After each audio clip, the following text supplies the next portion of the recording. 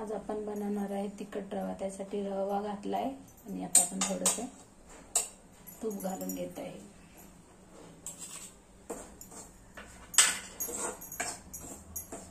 छान खरपूस भाजून घ्यायचा जोपर्यंत त्याचा वास सुटत नाही, खमंग असा वास येतो तेव्हा हा आपला रवा छान भाजला जातो।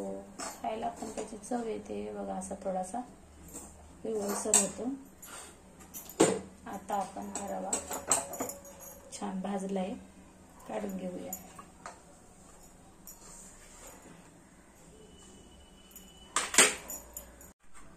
तिखट रवा बनवण्यासाठी लागणारे साहित्य हे बघा, कोथिंबीर, मिरची, कांदा, थोडेसे शेंगदाणे आणि 1 वाटी रवा।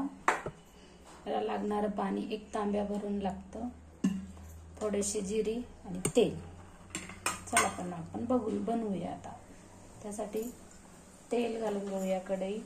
कढई छान तापली आहे, त्याच्यात थोडंसं जिरं घालून घेऊया। मग आपण थोडंसं मिरची आणि कांदा घालूया।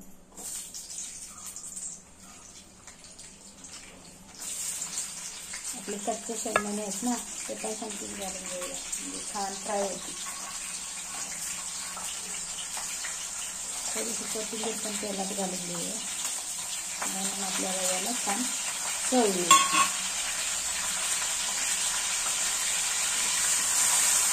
रव्यासाठी मीठ पण लागतं, आपण मीठ नाही घेतलं, मीठ घेऊया। त्याला छान फ्राय घेऊया,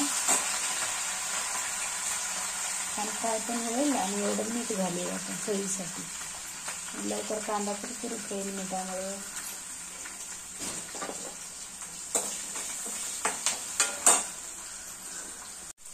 हे बघा, आपला कांदा आता छान फ्राय झाला आहे, मिरची पण फ्राय झालेली आहे। त्याच्यात आपण 1 तांब्यावरून पाणी घालून घेऊया,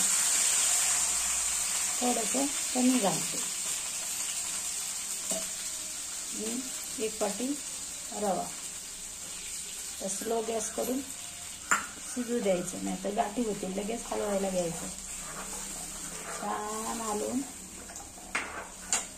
शिजू द्यायचं। आता याला 1-5 मिनिटात शिजेल आपला रवा।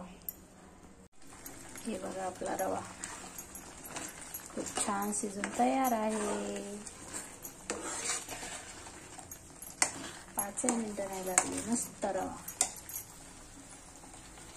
खूप छान बनलाय।